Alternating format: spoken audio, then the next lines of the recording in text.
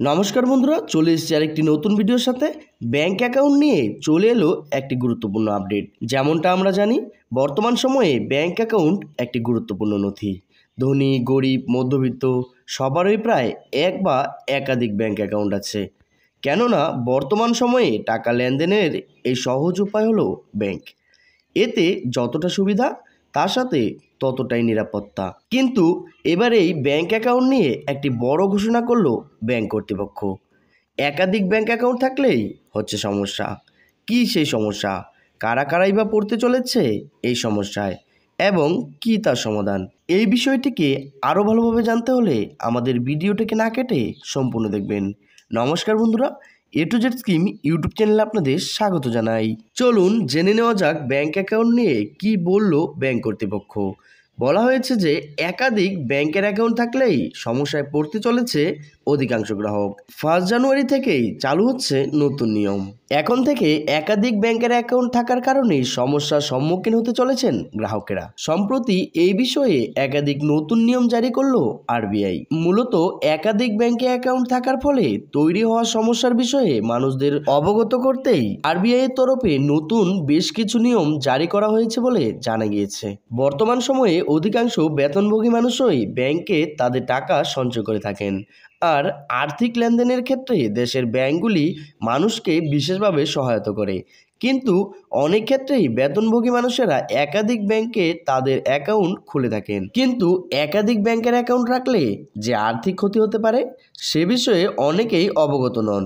নতুন নিয়ম অনুযায়ী এখন থেকে যদি 3 মাস ধরে কোনো গ্রাহকের অ্যাকাউন্টে বেতন না পাওয়া যায়, তাহলে গ্রাহকের ওই অ্যাকাউন্টটি একটি সেভিং অ্যাকাউন্টে রূপান্তরিত হয়ে যাবে এবং এটিকে সেভিং অ্যাকাউন্টে রূপান্তর করার মাধ্যমে অ্যাকাউন্টের ক্ষেত্রে ব্যাংকের বিভিন্ন নিয়মও পরিবর্তন হয়।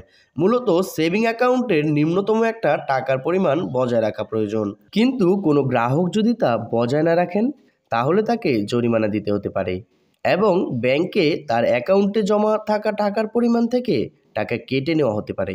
উল্লেখ, টাকা কেটে নেওয়ার পাশাপাশি একাধিক ব্যাংকের অ্যাকাউন্ট থাকলে আরও নানাবিধ সমস্যার সম্মুখীন হতে পারেন গ্রাহকেরা। সেই সমস্যাগুলি হলো সুদের হার কমে যাওয়া।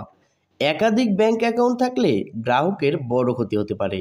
গ্রাহকের প্রতিটি অ্যাকাউন্ট রক্ষণাবেক্ষণ করার জন্য তাকে অ্যাকাউন্টে একটি নির্দিষ্ট পরিমাণ অর্থ রাখতে হয়। এই অর্থ হলো, তার যদি একাধিক অ্যাকাউন্ট থাকে তবে তার বিপুল পরিমাণ টাকা ব্যাংকে আটকে যাবে। তিনি সেই পরিমাণে সর্বাধিক 4 থেকে 5% বার্ষিক রিটার্ন পাবেন। একই সময়ে তিনি যদি সেভিং অ্যাকাউন্টে টাকা রাখার পরিবর্তে অন্য স্কিমে বিনিয়োগ করেন, তাহলে তিনি বার্ষিক রিটার্নের আকারে আরও বেশি সুদ পাবেন। তার পাশাপাশি একাধিক নিষ্ক্রিয় অ্যাকাউন্ট থাকার বিষয়টি গ্রাহকের ক্রেডিট স্কোরের উপর নেতিবাচক প্রভাব ফেলে। গ্রাহকের অ্যাকাউন্টে নিম্নতম ব্যালেন্স বজায় না রাখা হলে তার ক্রেডিট স্কোর নষ্ট হয়ে যায়। অতএব একটি নিষ্ক্রিয় অ্যাকাউন্টকে কখনোই হালকাভাবে নেওয়া উচিত নয় এবং চাকরি ছাড়ার সাথে সাথেই সেই অ্যাকাউন্টটি বন্ধ করা উচিত। আর বলা হয়েছে যে বেশি ব্যাংক অ্যাকাউন্ট থাকার কারণে কর জমা দিতে গিয়ে অনেক সমস্যায় পড়তে হয় গ্রাহকদের। কাগজপত্রেও অনেক সমস্যা হয়। এছাড়াও আয়কর দাখিল করার সময় সমস্ত ব্যাংক অ্যাকাউন্ট সম্পর্কিত তথ্য বজায় রাখতে হবে। প্রায়শই তাদের কারণে নথি সংগ্রহ করা খুবই জটিল কাজ হয়ে দাঁড়ায়।